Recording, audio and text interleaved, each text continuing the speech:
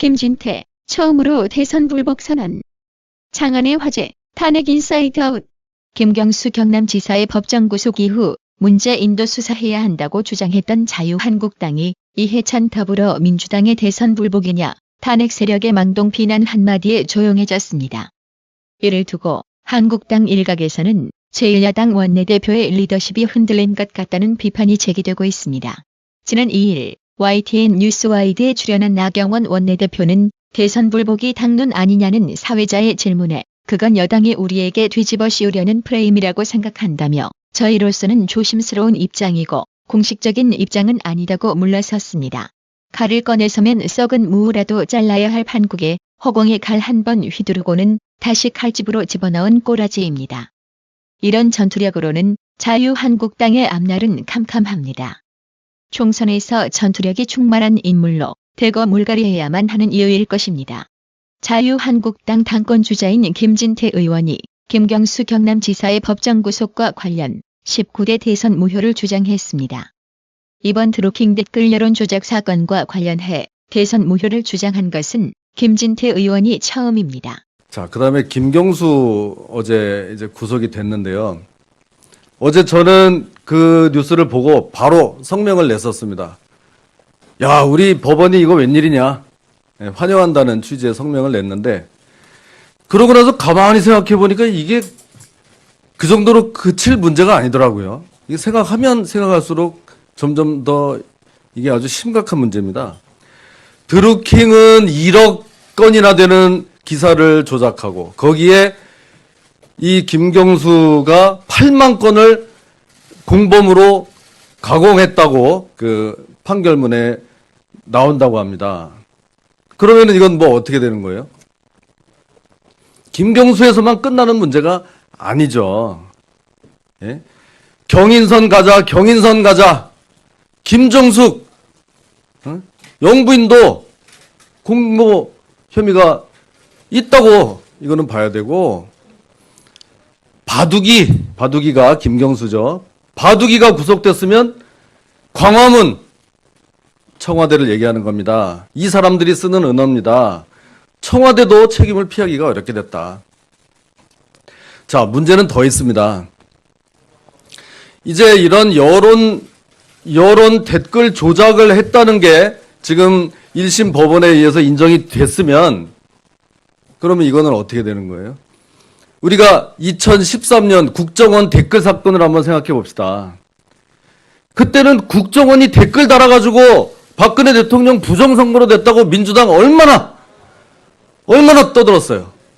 그래서 그거로 국정조사까지 했지 않습니까? 전 지금도 귀에 생생합니다. 이거 지금 똑같은 거예요. 그거보다 더 심각한 겁니다.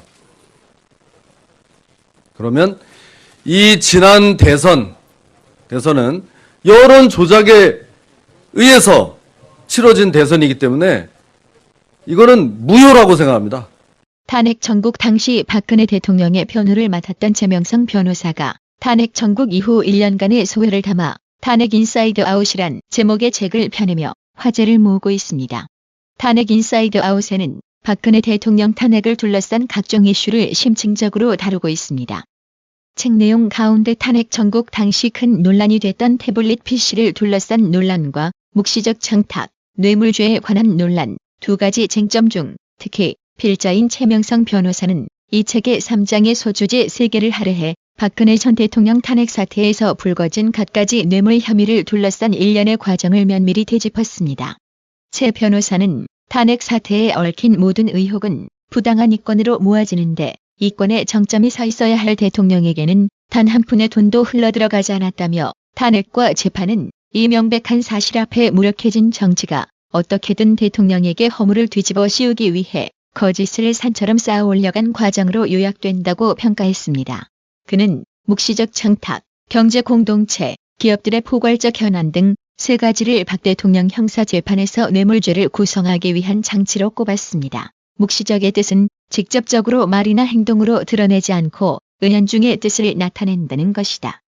최 변호사는 책을 통해 묵시적 청탁의 등장 배경과 문제점을 상세히 묘사했습니다. 당초 박영수 특검은 박근혜 대통령이 최순실과 공모해 이재용 삼성 부회장의 삼성 승계 작업을 도와달라는 부정한 청탁을 받았다며 그 대가로 박 대통령이 영재센터, 미르재단, K스포츠재단을 통해 뇌물을 받았다고 주장했습니다. 최 변호사는 책을 통해 특검이 삼성물산, 제일모직 합병, 엘리아 등 외국 자본에 대한 경영권 방어 강화 등 삼성 승계 작업 10가지 현안을 제시했다고 밝혔습니다. 최 변호사는 특검의 주장이 인정되기 위해선 특검이 주장하는 삼성의 승계 작업이 존재해야 하고 동시에 이재용 부회장이 대통령에게 부정한 청탁을 했어야 한다면서 특검은 10가지 개별 현안의 청탁 입증이 어렵게 되자 현안을 통합해 포괄적 현안으로서의 승계 작업이라는 추상적 개념을 만들어냈고 명시적으로 청탁이 있었다는 사실을 입증하기 어렵게 되자 묵시적 청탁이라는 개념을 끌고 왔다고 주장했습니다. 박근혜와 최순실은 경제 공동체? 최 변호사는 특검은 최서원의 뇌물 혐의를 대통령에게 전가시키기 위한 논리로 경제 공동체설을 들고 나왔다며 최서원과 대통령이 경제적으로 이익을 공유하는 경제 공동체 관계이므로 최서원이 받은 뇌물은 대통령이 받은 것과 동일하다는 논리였다고 회고했습니다. 특히 헌법 수호 의지, 묵시적 청탁 등을 놓고 최 변호사는 변호사가 보기에도 생소한 용어며 수사사법당국이 박 대통령을 사실상 파면하기 위한 수단으로 활용했다는 의혹도 제기했습니다. 최명성 변호사는 헌재가 박 대통령을 파면하기 위해 헌법 수호 의지라는 모호한 개념을 처음으로 꺼냈던 것처럼 박 대통령을 뇌물죄로 엮기 위해 검찰은 경제 공동체를, 법원은 묵시적 청탁을 들고 나왔다며 변호사에게도 생소한 개념을 들고 나왔다는 사실 자체만으로 사태의 본질이 무엇인지 알 수 있다고 설명했습니다. 최 변호사는 검찰과 특검은 엄청난 인력을 동원해 대통령과 최서원, 안종범 등 관련자 계좌를 추적했지만 대통령이 받은 돈은 1원도 나오지 않았다며 대통령이 뇌물을 단돈 1원도 받은 사실이 없다는 것이 이 사태의 진실을 웅변한다고 주장했습니다. 그러면서 최서원이 대통령을 팔아 위세를 과시했을 수 있고 대통령이 최서원에게 속아 WK가 기업들과 접촉할 수 있도록 가교 역할을 했을 수 있다며 설령 그렇다 해도 대통령이 뇌물죄 책임을 져야 하는 것은 아니다. 대통령이 최서원과 뇌물을 공모하거나 뇌물을 직간접적으로 수수한 사실도 없기 때문이라고 강조했습니다. 홍지수 칼럼리스트는 개판인민공화국이라는 제목의 칼럼을 통해 탄핵의 1등 공신인 가짜뉴스 제조기 주류 언론들은 약속이나 한 듯 일제히 당대표 3파전이라고 설레발을 떨고 있다. 박 대통령이 춘향인 줄 알았는데 항단이었다며 탈당한 탄핵 세력을 끌어들이기 위해 박 대통령을 당에서 쫓아낸 자. 박 대통령이 칼테러까지 당해가면서 선거 유세를 도와주었는데 탄핵에 적극 찬성한 후 탈당해 다른 당에 갔다가 복당한 배은망덕한 배신자, 그리고 대통령 권한대행을 했던 후보 세 사람을 띄우고 있다. 익명의 표결 뒤에 숨지 않고 하야는 안 된다. 차라리 탄핵 절차를 밟자. 하지만 나는 탄핵에 반대한다라고 처음부터 탄핵 반대 의사를 분명히 밝혔던 후보는 박근혜 정부의 친중 외교 정책을 공개적으로 비판했고 그 정부에서 득본 것도 없는데 단지 탄핵에 반대했다는 이유로 친박계라고 낙인 찍혀 주류 언론이 완전히 묵살하고 있다. 이미 책임당원 3만 명의 지지 서명을 받은 김진태 의원은 펜앤드마이크와의 인터뷰에서 우리나라 현실에는 대통령제가 맞다라고 말했다. 사기 탄핵에 앞장섰던 주류 언론이 내각제 또는 이원집 정부제 개헌을 추진하는 탄핵 찬성 세력과 한배를 탄 후보들은 띄우고 그렇지 않은 후보는 무시하며 여론몰이하는 뻔한 짓거리가 보이지 않는가라며 자유한국당 당대표를 둘러싼 특정 후보만을 띄우는 전략적 언론의 형태에 일침을 가했습니다. 아마 홍지수 칼럼을 읽는 자유한국당 당대표 후보들은 뜨끔할 겁니다. 그렇지 않다면 양심의 털도 안 난 거겠지요. 지난 2월 1일 문재인이 설을 맞아 결식아동 등 사회적 취약계층에 대한 우리 사회의 관심을 끌어올리고자 도시락 배달 활동을 했다는 기사가 보도되었습니다.